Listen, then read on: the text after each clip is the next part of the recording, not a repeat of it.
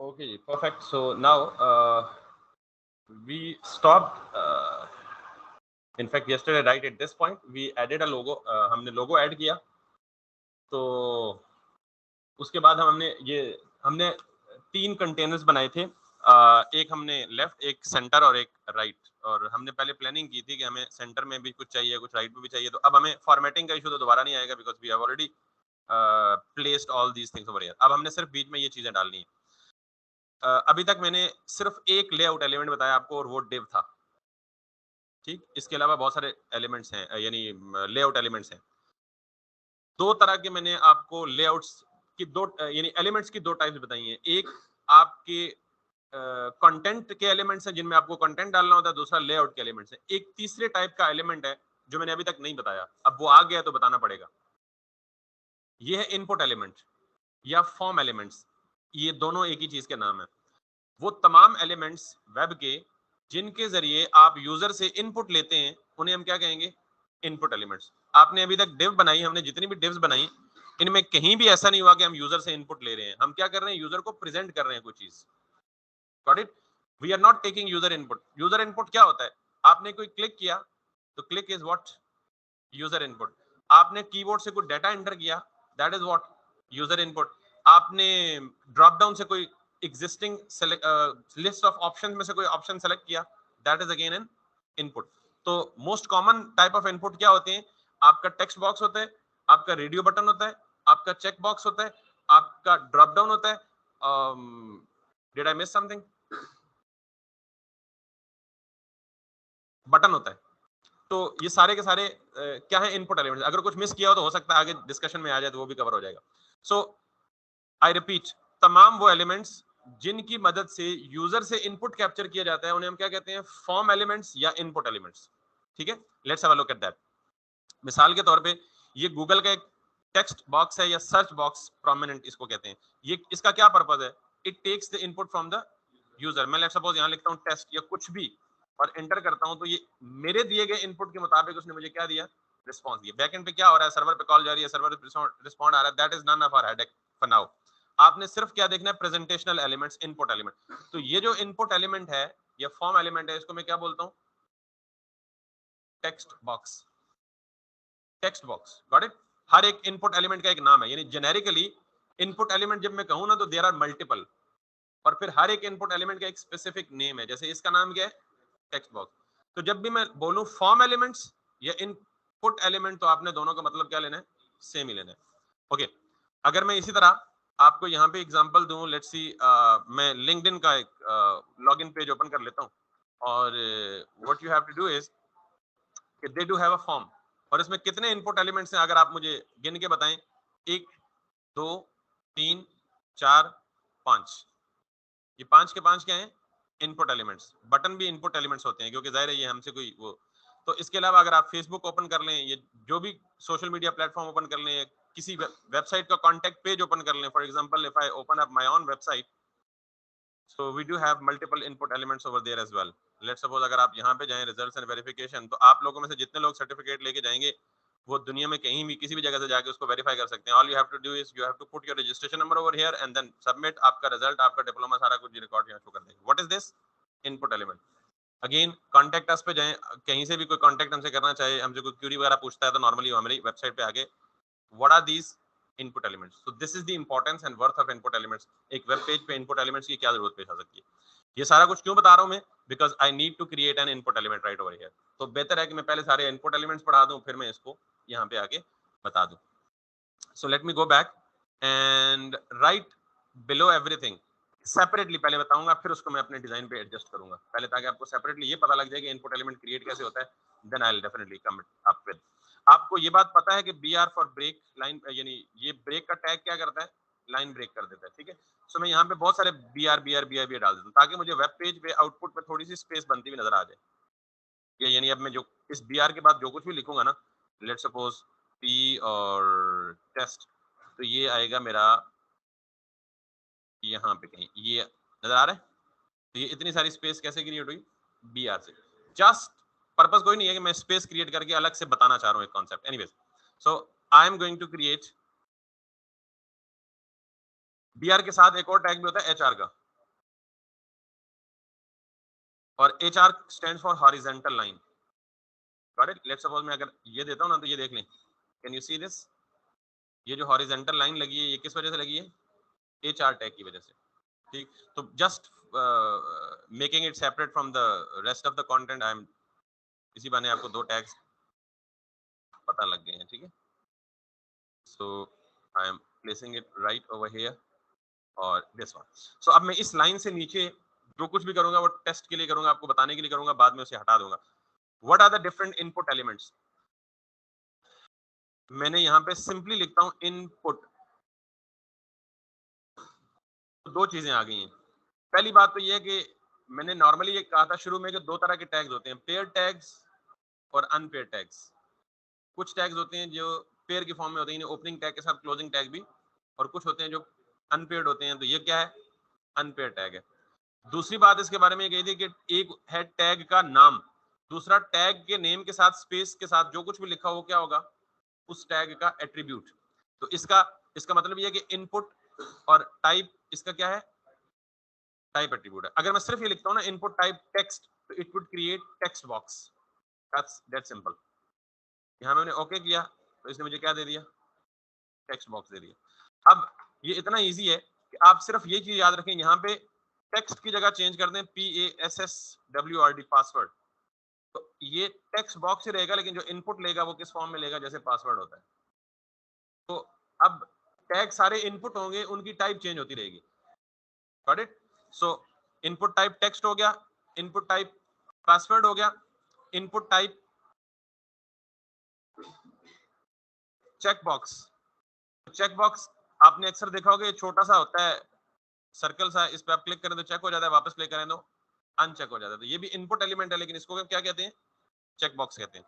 इसी तरह अगर आप यहाँ पे सिंपली रेडियो लिख दें तो इसको हम कहते हैं रेडियो बटन। चेक बॉक्स का पर्पस ये होता है कि आप मल्टीपल ऑप्शंस बैक वक्त सेलेक्ट कर सकते हैं। रेडियो बटन का पर्पस ये होता है कि आप मल्टीपल ऑप्शन में से एक वक्त में एक ही सेलेक्ट कर सकते हैं।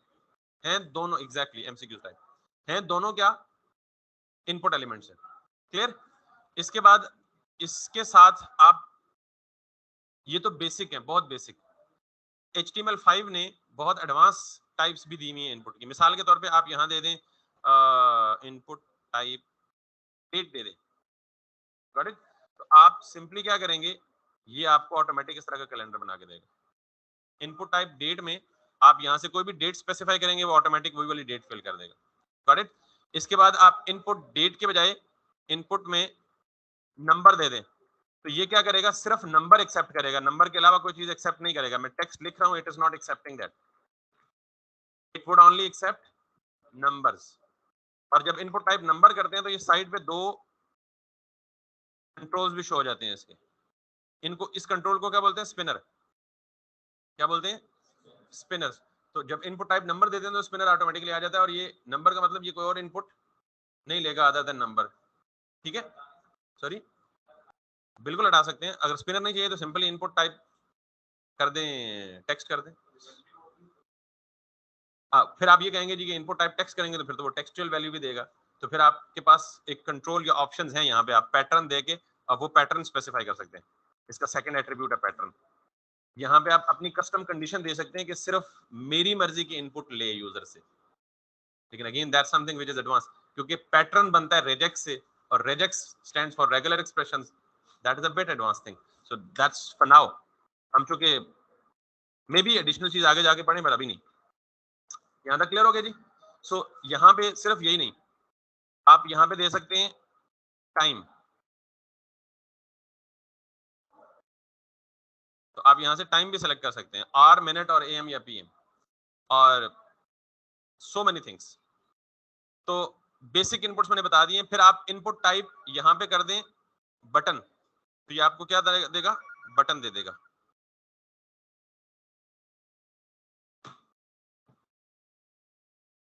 इनपुट टाइप टाइम की जगह यहाँ क्या लिख दें? बटन। अब ये बटन बना देगा, लेकिन आपको विजिबल शायद ना हो। ये नजर आ रहा है छोटा सा, बिल्कुल हल्का सा। बटन के ऊपर टेक्स्ट भी तो लिखना है, तो इसको हमने ये नहीं बताया कि बटन के ऊपर लिखना क्या है। तो हम यहाँ पे वैल्यूज देके बटन भी लिख सकते हैं। Let me see if I turn on the recording. Yes. So अब मैं इसे रिफ्रेश करूंगा तो यहाँ पे जो कुछ भी मैंने लिखा, बटन लिखूं, सबमिट लिखूं, लॉगिन लिखूं, रजिस्टर लिखूं, व्हाटसोएवर। अब आप में से मुझे कोई कह सकता है यार कि इनकी शक्ल, इसका कलर चेंज हो, बैकग्राउंड कलर चेंज हो, टॉप बॉटम विड्थ हाइट बड़ी छोटी हो, वो सारा कुछ हम किस में करेंगे? स्टाइल में करेंगे। HTML only gives you the layouts, got it? And I'll definitely be doing that. हमें इस केस में करना पड़ेगा टेक्स्ट बॉक्स की हाइट और विड्थ तो सारा कुछ adjust, and I'll do that.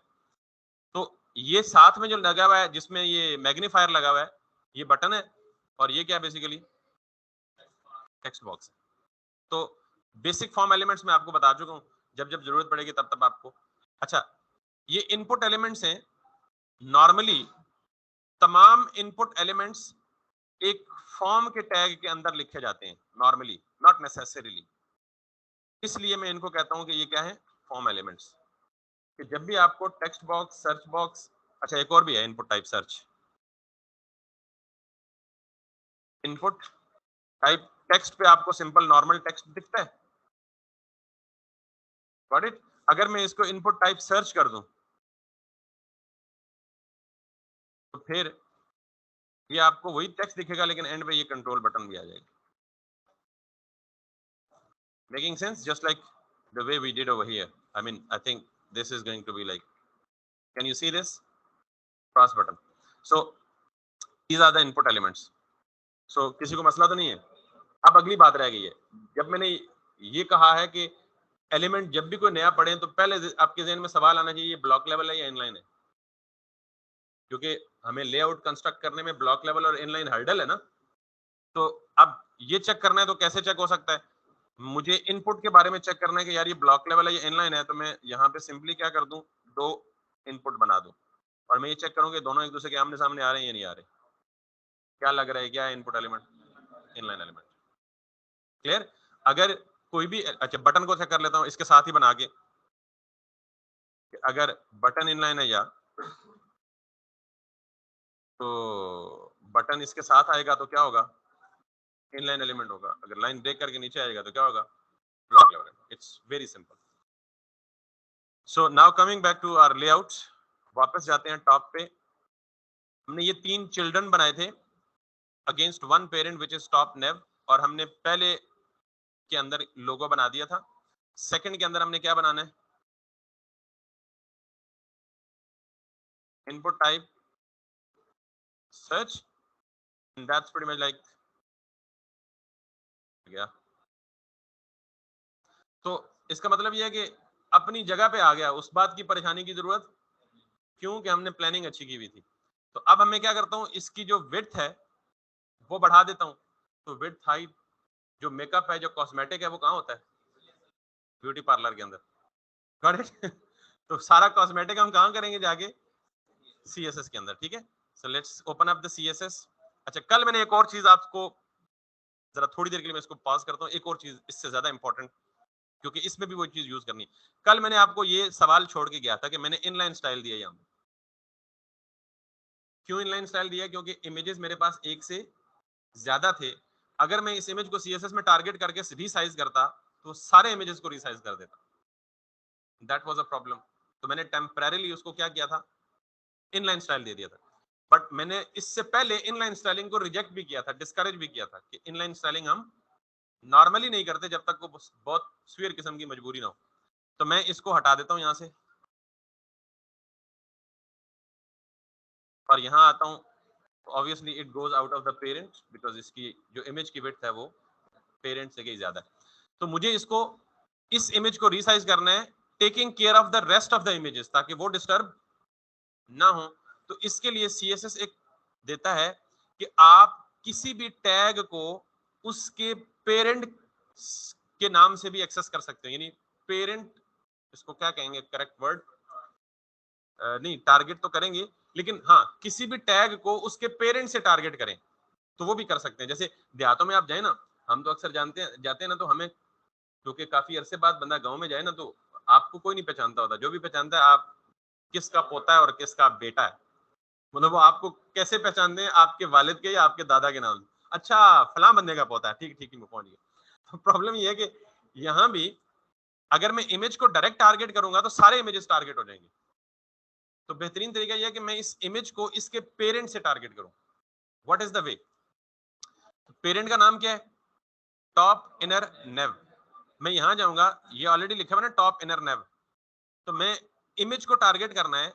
तो अगर मैं ये काम कर दूं ना, इसके बाद आके टॉप इनर नेव स्पेस IMG, बस इसका मतलब ये है कि ये सिर्फ उस इमेज को टारगेट करेगा जो किसके अंदर है, टॉप इनर नेव. तो ये जो बीच में स्पेस दे रहे हैं ना दो सेलेक्टर्स के बीच में, ये पेरेंट और चाइल्ड का रिलेशनशिप बयान करता है. ठीक है, स्पेस से पहले जो कुछ होगा वो क्या होगा, पेरेंट, और उसके बाद जो होगा. अब जब मैं इसके अंदर विड्थ दूंगा ना, तो वो किसी और इमेज को नहीं छेड़ेगा, सिर्फ उस इमेज को छेड़ेगा जो इस पेरेंट के अंदर होगा. और इस पेरेंट के अंदर क्या है, एक ही इमेज है. Got it? कितनी विड्थ दी थी, याद है किसी को? 100. अब मैं इनलाइन के बजाय सिर्फ विड्थ दूंगा 100 पिक्सल, तो ये बाकी किसी इमेज को, तो यूं CSS में हमने एक और फीचर पढ़ लिया कि हम किसी भी एलिमेंट को उसके पेरेंट से टारगेट. एंड नाउ देखें, बाकी किसी इमेज को उसने नहीं छेड़ा, उसने सिर्फ विड्थ 100 पिक्सल इसको दी है. And this was the problem जो मैंने कल लास्ट टाइम पे छोड़ा था. और ये चीज बहुत ज्यादा यूज होनी है, बल्कि मैं तो ये प्रेफर करूंगा, मैं नहीं, इनफैक्ट CSS वाले ये प्रेफर करते हैं कि जब भी आप किसी एलिमेंट को टारगेट करें, साथ में उसके अब्बा हुजूर का नाम लिख दें, उसकी पूरी पहचान के लिए. Got it? यानी आपका नाम अगर आपको कोई बोलेगा तो शायद आपके नाम से उस गांव में कई सारे लोग होंगे. फॉर एग्जाम्पल, एक बंदा है अली, उसके फादर का नाम है हसन, तो एक गांव में अली नाम के कई बंदे होंगे. तो एग्जैक्ट अली, पर्टिकुलर अली को आइडेंटिफाई करने के लिए क्या होगा, अली बिन हसन या अली हसन, तो पता लग जाएगा ये वो वाला अली है. फॉर एग्जाम्पल, एक दूसरा अली है, उसके नाम, उसके फादर का नाम है अब्दुल्ला, तो अगर अली अब्दुल्ला बोलेंगे तो that would be a more precise and complete. This is what हम जिसको भी टारगेट करेंगे, हमारी कोशिश होगी तो उसको टारगेट किससे करें, उसके पेरेंट से करें, और बीच में हम क्या देंगे, स्पेस देंगे. बिल्कुल हो सकते हैं. तो फिर हम उसकी भी एक अलग टेक्निक करेंगे, यानी देयर आर मल्टीपल सेलेक्टर्स, कि उस पेरेंट के सबसे पहले वाले चाइल्ड को सेलेक्ट करो, उसके मिडिल वाले को करो, उसके सारे इवन्स को करो, उसके ऑड्स को करो, उसके सबसे लास्ट वाले चाइल्ड को एक्सेस करो. बगैर उसके भी हो सकता है, आईडी के बगैर भी होता है और आईडी भी हो सकता है. मिसाल देता हूं आपके क्वेश्चन पे रेलेवेंट पहुंचने के लिए. ये 3 इमेजेस है, एक ही पेरेंट के अंदर है. इस केस में ये तीनों को सेम साइज देगा. मैं नहीं चाहता, मैं चाहता हूं सिर्फ पहले को साइज दे. दो तरीके हैं. यहां मेरे पास एक सूडो क्लास है जो अभी पढ़ाऊंगा नहीं, सिर्फ सोल्यूशन बता रहा हूं. एक ऐसा तरीका है कि मैं चाहता हूं कि इस पेरेंट के अंदर जो सबसे पहला है सिर्फ उसको सेलेक्ट करो, उसको कहते हैं फर्स्ट चाइल्ड. और वो ऐसे होता है, वो चूंकि कॉम्प्लेक्स हो जाएगा बिगिनर्स के लिए, मैं इसलिए सिर्फ लिख के मिटा दूंगा, फर्स्ट चाइल्ड. अब क्या करेगा, टॉप नेव इनर के अंदर जाएगा, इमेज को ढूंढेगा और फर्स्ट चाइल्ड ये बताएगा कि अगर मल्टीपल है तो सिर्फ किसको सेलेक्ट करो, पहले को सेलेक्ट करो. और अगर लास्ट को है तो ये क्या कहेगा, किसको सेलेक्ट करो. अब वहां 10 पड़े हुए हैं और आप छठे को करना चाहते हैं, तो अब ना फर्स्ट होगा ना लास्ट होगा, अब 6 भी नहीं होगा, अब होगा nth चाइल्ड. और उस nth चाइल्ड में वो नंबर दे देंगे, कौन से नंबर वाला. There are so many different ways, but in fact let's forget it for now. But there are solutions. आपके सवाल का सिर्फ जवाब था. ये चीजें हम पढ़ेंगे आगे CSS में. यहां तक बात क्लियर हो गई है. The crux of this topic was we can or we should always target the element with its parent. क्यों? just to be more precise. otherwise parent के बगैर भी एक्सेस कर सकते हैं. जैसे अगर किसी बंदे का नाम अली है तो हम अली नहीं बुला सकते, डेफिनेटली बुला सकते हैं, लेकिन उसमें कोलिजन के चांसेस होते हैं. तो यहां तक क्लियर हो गई बात. And we were talking about this. तो अब आपको पता लग गया कि मैं किसी भी एलिमेंट को उसके पेरेंट से टारगेट कर सकता हूं. तो अब मैं इस इनपुट को टारगेट करूंगा तो किससे करूंगा, इसके पेरेंट से, इसलिए ये बताया. तो मैं यहां पे जाऊंगा टॉप नेव, ये यहां पे इसी को कॉपी करूंगा, पेस्ट करूंगा और यहां पे क्या लिख दूंगा, इनपुट. ठीक. और मैं इसकी विड्थ क्या दूंगा, फॉर द टाइम बिंग मुझे नहीं पता क्या दूंगा. मैं चेक करता हूं 100% देके कि either it gets its parent fully or not. क्योंकि मुझे पता है कि मैंने प्लानिंग अच्छी की हुई है कि इसकी जो पेरेंट कंटेनर है, अगर आप चाहते हैं तो मैं सूत्र लगा के दिखा देता हूँ. वो जो रेड कलर है वो बेसिकली यहीं तक आ रहा था. तो इसने पूरे पेरेंट को क्या कर लिया, ऑक्यूपाई कर लिया. And that's something which I need. Okay, अब इसकी थोड़ी सी हाइट बढ़नी चाहिए, तो what I will be doing is, sorry, not width, it's height, and that's going to be like 40 pixels if it is okay. ज्यादा हो गई, कम कर ले, 30 pixels. I mean, for now it looks good. शायद हमने वो मेजर नहीं की उसकी पेरेंट की, लेकिन अगेन परफेक्शन तो आते आते आएगी.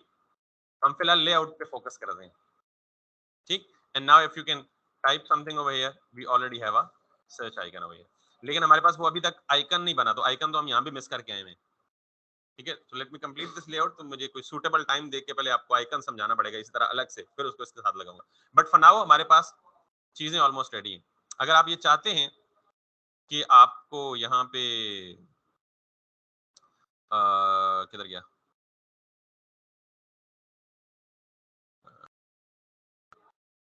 अच्छा इधर, इसके साथ चाहते हैं तो आप एक बटन बना दें, इनपुट और टाइप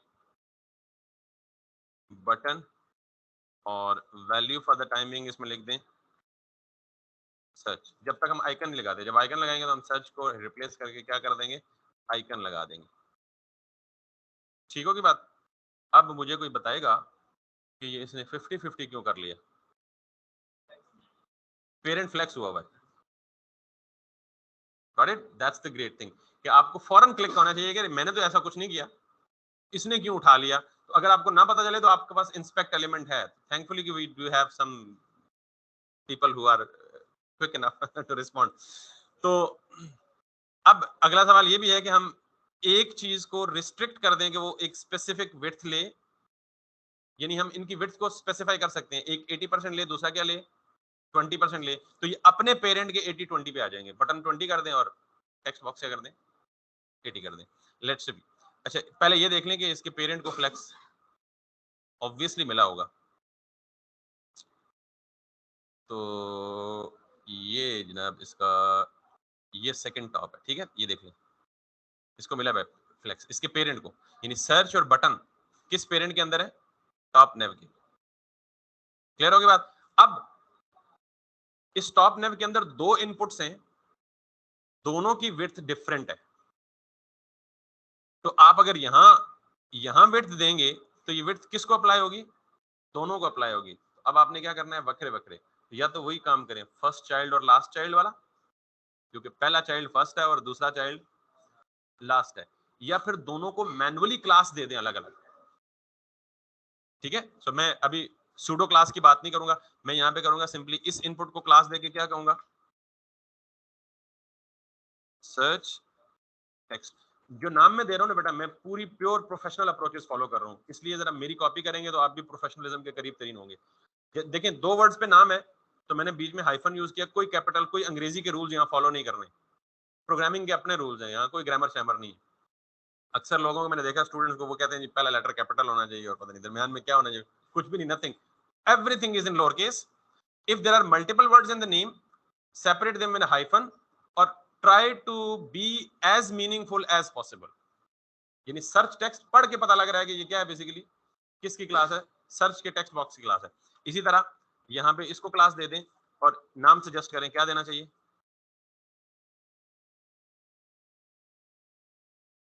सर्च बीटीएन. नाम से पता लग जाएगा ये क्या है, सर्च बीटीएन है.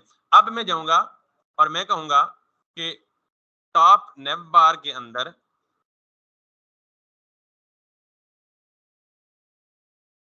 डॉट और हैश नहीं दिया था, तो क्या समझ रहा था वो, टैग नेम. अब मैं क्लास को एक्सेस करने जा रहा हूं, और वो क्लास किसके अंदर है, टॉप इनर नेव के अंदर. तो मैं क्या लिखूंगा, डॉट सर्च टीएक्सटी. ये किसको टारगेट करेगा, सिर्फ सर्च बॉक्स को. और अगर मैं इसी को कॉपी पेस्ट करके नीचे लिखूं तो ये किसको टारगेट करेगा, सिर्फ. अब देख रहे हैं मैं पेरेंट चाइल्ड ही कर रहा हूं, लेकिन दिस टाइम टैग के नेम से नहीं कर रहा, क्लास नेम से कर रहा हूं. और यही काम आईडी के लिए भी एप्लीकेबल है, वो भी हो सकता है. अच्छा अब मैं यहां पे जाके टेक्स्ट बॉक्स को विड्थ कितनी दे दूं,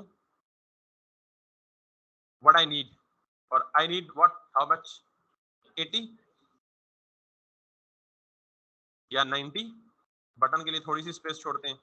और इसको जाके विड्थ कितनी दे दूं, 10%. तो that's pretty much like this. Got it? The only thing is कि हमने फ्यूचर में जाके इस सर्च के टेक्स्ट को रिप्लेस कर देना है किसके साथ? मैग्नीफायर आइकन के साथ। और फिर एक और जब आइकन लगाएंगे तो साथ में हमें क्या चाहिए? साथ में हमें क्या चाहिए? आई मीन ये sort of what microphone. Yes, तो तब भी लगा लेंगे। तो अगर इजाजत दें और ये ओवर ना हो जाए तो हम आइकन को देख लें। मैं ऑलरेडी ये बात कर रहा हूं कि हम इस बैच में थोड़ा सा एग्रेसिव होकर चल रहे हैं, मतलब थोड़ा ज्यादा कवर कर रहे हैं कम टाइम में। Is it comfortable or should I come back to my normal speed? सारों का मुझे इनपुट चाहिए ना प्लीज। किसी को भी लगता है कि वो कंफर्टेबल नहीं है तो I can actually slow my self down. Okay सबको? क्यों बेटा ओके? सबको ओके?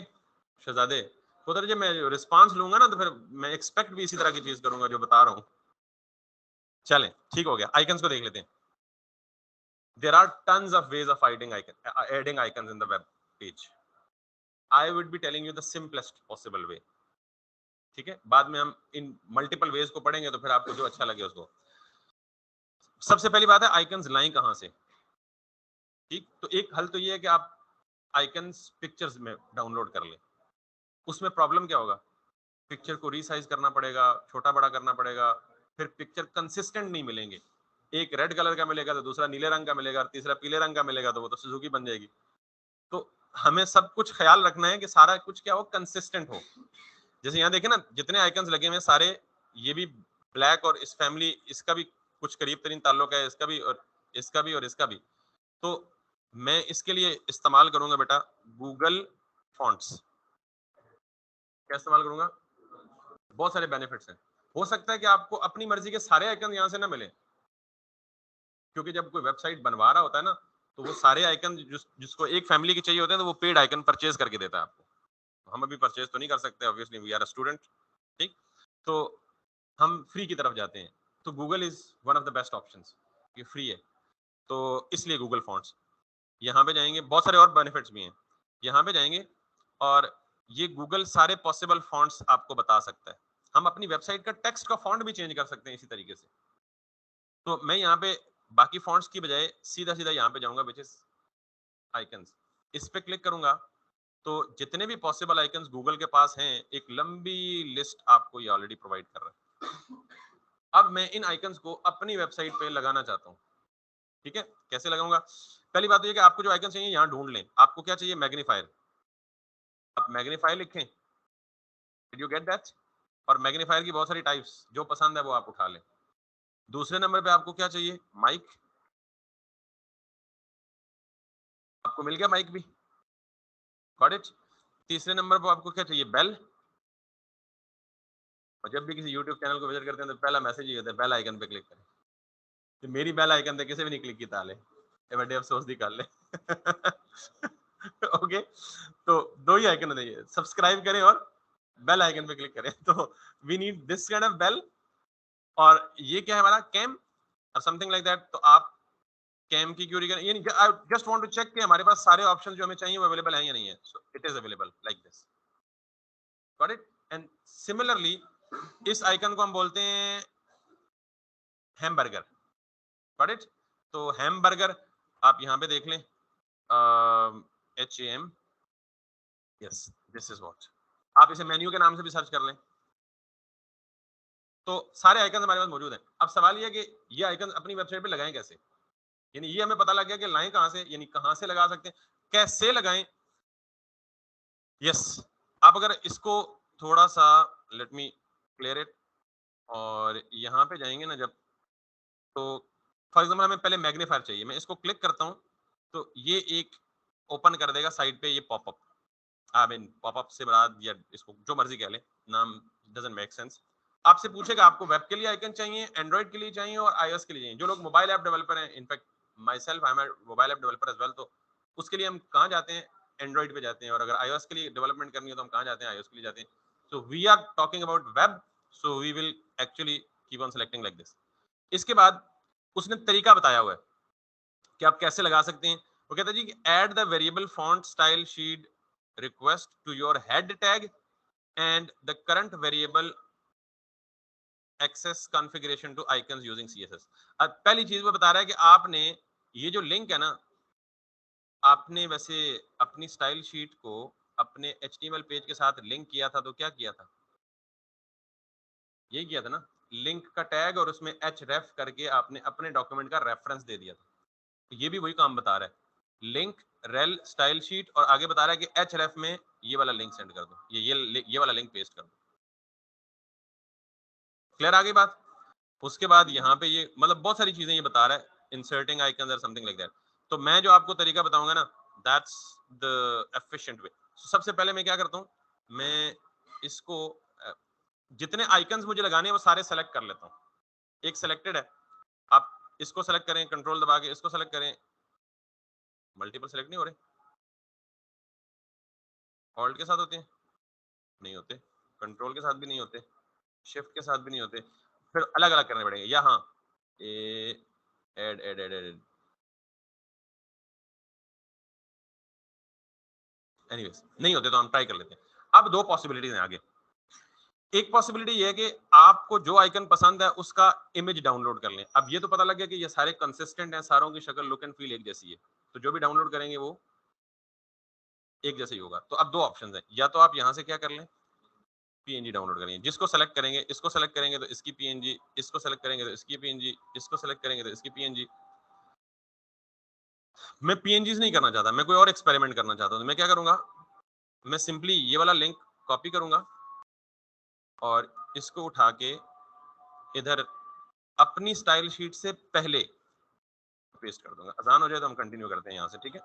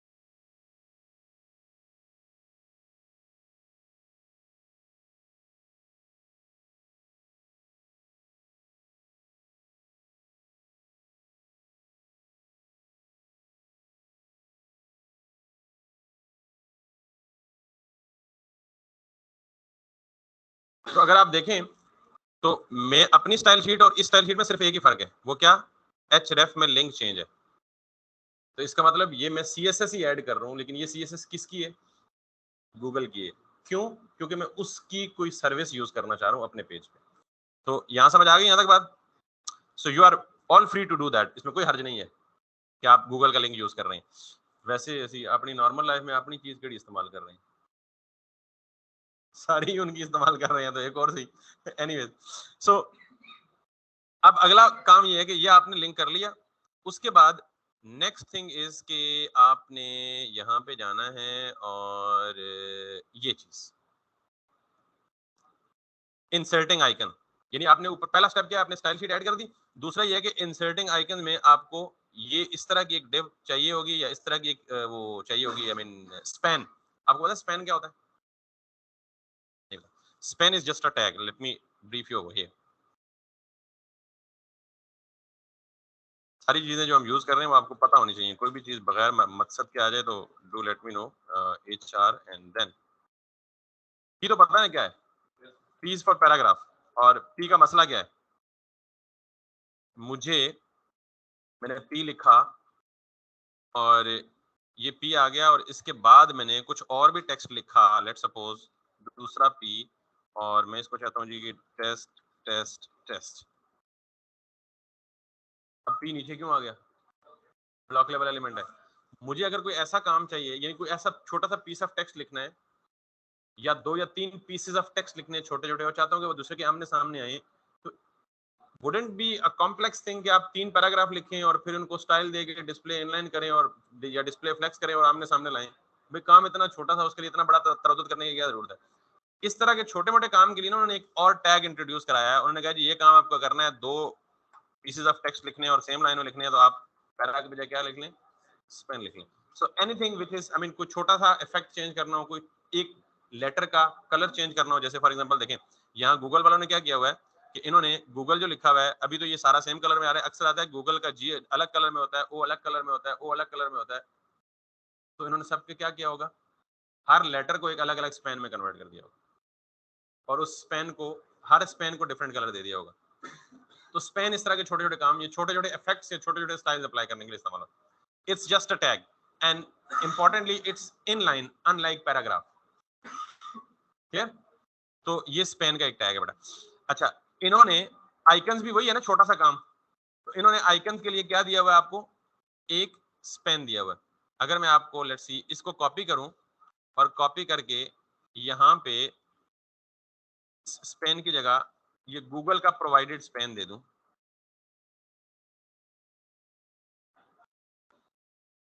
और यहाँ पे आके अपने वेब पेज पे इसको रिफ्रेश करूं, तो इट शुड समवेयर हियर। ये देख रहे हैं आइकन आ गया। ये आइकन क्यों आया, ये जो हमने हेड में एक स्टाइल शीट यानी गूगल की कॉपी करके पेस्ट की थी उसकी वजह से आया। और जिस तरह हम अपनी क्लासेस को स्पेसिफाई करते हैं ना, इसका मतलब ये क्लास पहले से लिखी हुई है किस फाइल के अंदर, इस फाइल के अंदर। That's the way, that's the way through which we can add an icons. Simple है ना। 2 स्टेप्स, पहला स्टेप गूगल की स्टाइल शीट कॉपी करके आपने पेस्ट की, और दूसरा स्टेप जो, अच्छा अभी मैंने एक आइकन लगाया ना ये वाला, अब आपको जो आइकन चाहिए, मिसाल के तौर पे आपको चाहिए ये वाला आइकन, तो यहां देख लें इसने ये डन का चेंज कर दिया टेक्स्ट। आपको चाहिए ये वाला आइकन, तो जिस आइकन को सेलेक्ट करेंगे, स्टाइल शीट एक ही दफा ऐड करनी है, वो ऐड हो गई है बस, उसके बाद नहीं। अब जो आइकन चाहिए उस पर क्लिक करें और उसका स्पेन कॉपी करें और यहां जाके पेस्ट कर दें।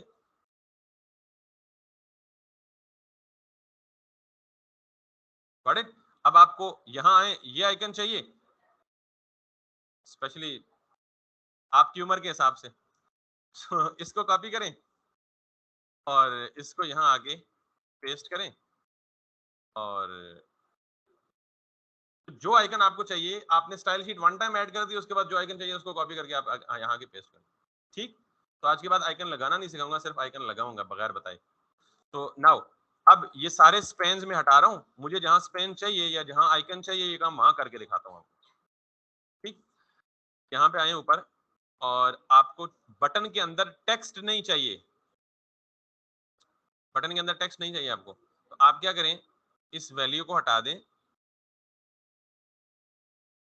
बटन लगाने का एक और तरीका है कि आप सिंपली BU बटन का टैग भी है। अब चूंकि मैं बटन की वैल्यू नहीं, बटन के अंदर कोई और चीज डालना चाह रहा हूं टेक्स्ट के अलावा, तो मैं इनपुट टाइप बटन के बजाय क्या लिखूंगा, बटन का टैग सिंपली। और ये वाली क्लास उठा के मैं इसी को दे दूंगा कट करके बटन को, और इस बटन के अंदर मैं यहाँ पे आइकन प्लेस कर दूंगा, यानी इस बटन को हटा रहा हूँ और यहाँ पे मैं ये जो ASD लिखा है ना, इसकी जगह मैं क्या लिखूंगा, आइकन। और आइकन कौन सा, सर्च। यहां से इसको कॉपी करें और यहाँ बटन के अंदर आके इसको पेस्ट कर दें, और ये मल्टी लाइन ब्रेक कर रहा है तो आप इसको वापस सर्च, सेव, ठीक, अब आप चाहेंगे जी कि इसकी हाइट और वेट सेम नहीं है, तो आप स्टाइल में जाके, आपके पास है ना कंट्रोल, जो मर्जी कर लें इसको, बॉर्डर हटा दें, बैकग्राउंड कलर चेंज कर दें, हटा दें सब कुछ जी सर। आइकन नहीं समझ आया? 2 स्टेप्स है बेटा, सिंपल 2 स्टेप्स है। आपने जब भी आइकन लगाना होगा, आप जाके लिखेंगे गूगल पे गूगल फॉन्ट्स, आइकन लगाया, ओके। मैंने ये कहा है कि मेरे पास ये आइकन नहीं है, यहाँ पे सिर्फ टेक्स्ट लिखा हुआ है ASD, ठीक है। अब मैंने इस ASD टेक्स्ट के बजाय यहाँ क्या लगाना है, आइकन लगाना है। तो मैं क्या करूंगा, सिंपली गूगल फॉन्ट्स पे गया, आइकन्स पे गया, अपनी मर्जी का आइकन ढूंढा।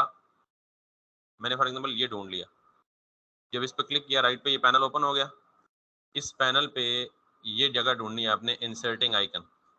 तो जिस आइकन पे क्लिक करेंगे ना, यहाँ वही आइकन नजर आ जाएगा, देख रहे हैं चेंज होता हुआ। आपको कौन सा लगाना है, मैग्नीफायर वाला, इस पे क्लिक करें, यहाँ मैग्नीफायर आ गया, इस पे कॉपी करें, सिंपल कॉपी पेस्ट है, और जहां लगाना है उसमें पेस्ट कर दें और कंट्रोल एस से सेव कर दें। नहीं चलेगा? मुझे बताएं, आप वेबसाइट बना रहे हैं ना, तो कोई ऐसी वेबसाइट है जो बगैर इंटरनेट के चलती है? तो कभी कभी नहीं होता तो वेबसाइट भी नहीं चलती, नेट नहीं होता तो फेसबुक चलता है। सो आपके सवाल का जवाब है, लेकिन टेक्निकली अगर आप वेबसाइट बना रहे हैं तो वेबसाइट में खुद कहाँ चलना है, इंटरनेट पे चलना है। लेकिन अगर आप फिर भी ये चाह रहे हैं कि डेवलपमेंट के दौरान आपके पास इंटरनेट नहीं है and you want this facility offline, तो गूगल मेरे ख्याल में डाउनलोड की फैसिलिटी भेज देता है कि आप इन सारी आइकन्स की फाइल को डाउनलोड कर लें और अपने लोकल फोल्डर में उस फाइल को सेव करके उसको जैसे अपनी CSS अटैच किया वैसे अटैच करें। ठीक, दोनों जवाब। सो वो कहाँ देता है सोल्यूशन, आई गेस इसको देना चाहिए, आई मीन कहीं ना कहीं कुछ ना कुछ। और अगर नहीं देता तो आप या मेरे जैसे बहुत सारे बंदे, जिन आपके जैसे जहन में सवाल है ना, बहुत सारों के और के जहन में भी ये सवाल आया होगा, तो उन्होंने गूगल किया होगा, तो किसी ने किसी जवाब पोस्ट कर दिया होगा, तो आप कहेंगे कि how to use Google icons offline, there will be tons of solutions and you do get one of them and in fact go ahead with that. क्योंकि मैं डाइवर्ट हो जाऊंगा अगर उसका जवाब देना पड़ गया तो। Okay, so now coming back to this, इसको रिफ्रेश करूंगा तो ये आ गया, आइकन आ गया। अच्छा, बटन की स्टाइलिंग के लिए आप मेरे ख्याल में खुद ही तरद्दुद करेंगे, मैं जल्दी से सारे आइकन लगा लेता हूँ, फिर जिस जिस का स्टाइल डिस्टर्ब है उन सबको वापस स्टाइल भी कर लेता हूँ। So this and then coming back to the next, next मुझे क्या चाहिए, माइक चाहिए, mic mic mic mic mic mic mic mic mic mic mic microphone करें। हाँ, नहीं मैं ये ढूंढना चाह रहा हूँ ना कि मुझे फील्ड वाला मिले, मैं कॉपी करना चाह रहा हूँ। ये जरा फील्ड है, और इसको कहते हैं सॉलिड, और इसको कहते हैं लाइन आइकन। तो कंसिस्टेंसी ये होती है कि जहां लाइन आइकन चाहिए वहां लाइन आइकन ढूंढे, जहां सॉलिड चाहिए वहां सॉलिड ढूंढे। अगर सॉलिड ना मिले तो हम फ्री वाले हैं ना, पैसे थोड़ा ही दिए हमने, तो फिर मजबूरन हमें क्या यूज करना पड़ेगा, वही यूज करना पड़ेगा। एनीवेज, सो अब इट सीम्स कि it I am unable to do, I mean let's, इसको जरा यहाँ से आप लाइनों की मोटाई ये कस्टमाइज भी कर सकते हैं इनको यूज से पहले, यहाँ से वेट बढ़ा दें। हाँ यस, गूगल और सोल्यूशन प्रोवाइड ना करे, ठीक है, तो इसका मतलब है गूगल ने ये काम भी आपका हल कर दिया। मुझे चाहिए था सॉलिड लाइन आइकन, नहीं चाहिए था, so what I needed is I filled it out. Now you are comfortably you can go ahead, इसको कॉपी करें यहाँ से, और इसको, इसके फौरन बाद एक और बटन है ना, तो मैं इस बटन के फौरन बाद इसको कॉपी करता हूँ, और इसके बीच वाला जो स्पेन है मैं इसको चेंज कर देता हूँ, और let me do it right here, similar line में फॉर्मेटिंग के साथ। Here is it? ठीक, अब ये जो बटन है ये बगैर बैकग्राउंड के है, ठीक, तो आप इस वाले बटन को सर्च BTN के बजाय इसको क्या कह दें, माइक BTN, इसको क्या कह दें, ये सर्च BTN ही है ना, ओके ये ठीक है। सो माइक BTN को जाके, ये किसके अंदर है, इसी टॉप नेव के अंदर ही है ना, इसकी जाके क्लास दे दें माइक BTN, और इसका कर दें बैकग्राउंड, कुछ भी नहीं देना चाहते तो क्या कर दें ट्रांसपेरेंट,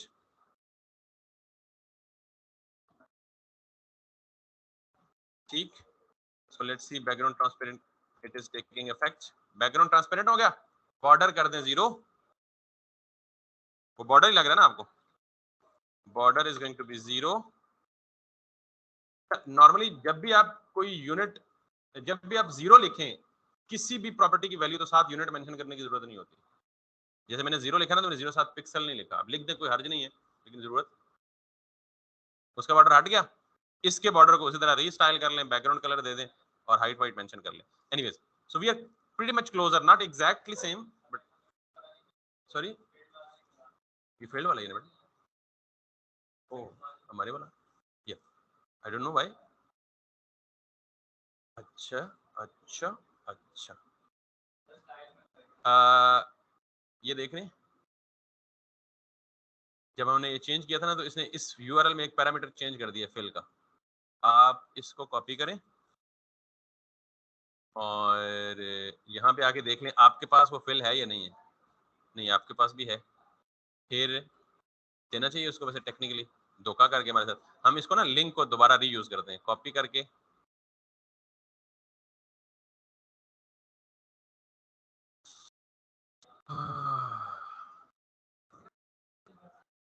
फाइल में चेंज कर सकते हैं, लेकिन आई डोंट नो फिल का कर सकते हैं नहीं। वैसे गूगल फॉन्ट्स या गूगल आइकन यूज करने का सबसे बड़ा बेनिफिट ये है कि आप इसका कलर कस्टम फॉन्ट की तरह चेंज कर सकते हैं, जैसे कलर की प्रॉपर्टी का। लेकिन फिल या लाइन, लाइन को फिल और फिल में लाइन मैंने नहीं ट्राई किया, we have to try it, कर सकते हैं नहीं कर सकते। तो वैसे करना चाहिए। आई वाज, अच्छा एक और चीज देख लें, अगर आपको ये ना लगे ना, आप इसको चेंज करके देख लें कि इसके चेंज करने से इन तीनों चारों चीजों में कोई चेंज आती है या नहीं आती है, हम उसके मुताबिक उसको अडॉप्ट कर लेते हैं। ठीक, सो बहरहाल फॉर नाउ इट्स ओके। अब हम ये अब पता लगी कि आपको सारे आइकन्स का, तो हम जल्दी से इसको वापस करते हैं, बिकॉज अगले हमें फील्ड नहीं चाहिए, खाली चाहिए। मैं जितनी शरारतें करूंगा ना, इतने सवाल आपके जहन में उठते जाएंगे, मैं इसलिए जरा कम से कम रखना चाहता हूँ इस चीज को, क्योंकि मुझे मसला नहीं है। मसला फिर जब आप प्रैक्टिस या काम कर रहे होंगे ना, तो आपके जहन में बहुत सारी चीजें आएंगी, ये इंप्लीमेंट करूँ, ये करूँ, ये करूँ, ये करूँ, ये करूँ। फिर मिनिमल या सिंपल के साथ आप उसे कंप्लीट कर लें, बाद में हम भी इधर ही आप भी इधर ही। सो वी हैव टू, क्या था, रिकॉर्ड या वीडियो कैम, यस। यहाँ पे आपका ये भी इम्तिहान है कि आप क्यूरी कैसे करते हैं। अच्छा, ये कैम अभी नहीं लगाऊंगा बिकॉज अभी हमारा टाइम खत्म हो गया। तो कैम इसलिए नहीं लगाऊंगा कि अब हम इससे बाहर निकल के किधर चले गए, अगली डिव पे। तो उसके साथ एक और मसला क्या है कि कुछ भी लेफ्ट लाइन नहीं है, सारा कुछ क्या है। तो वैसे आप हिंट दे दें, राइट लाइन के लिए क्या करना चाहिए, जस्टिफाई, कंटेंट, फ्लेक्स एंड या सिर्फ एंड। तो वो क्या कर देगा, हॉरिजेंटली मूव करता है। Justify content centre, horizontally centre में ले आता है, जस्टिफाई कंटेंट फ्लेक्स एंड या सिर्फ एंड। लेकिन चूंकि वो डेफिनेटली मैं खुद करूंगा, तो कल आपको साथ बता भी दूंगा। आज देखने को हमने क्या किया है सिर्फ ये दो चीजें, और पूरा 1 घंटा लगा। लेकिन ऑब्वियसली बिहाइंड द सीन जो कॉन्सेप्ट्स हैं, दे आर वेरी इंपॉर्टेंट। जब हम एक आध लेआउट बना लेंगे ना, तो फिर हम ये सारी चीजें ये चुटकी के साथ करेंगे, तो फिर आप जाहिर है आपका सवाल पूछना बनता नहीं होगा उस टाइम पे, आपने इनफ प्रैक्टिस की होगी इसके पीछे। Any question up to this point? Just turning my recording of.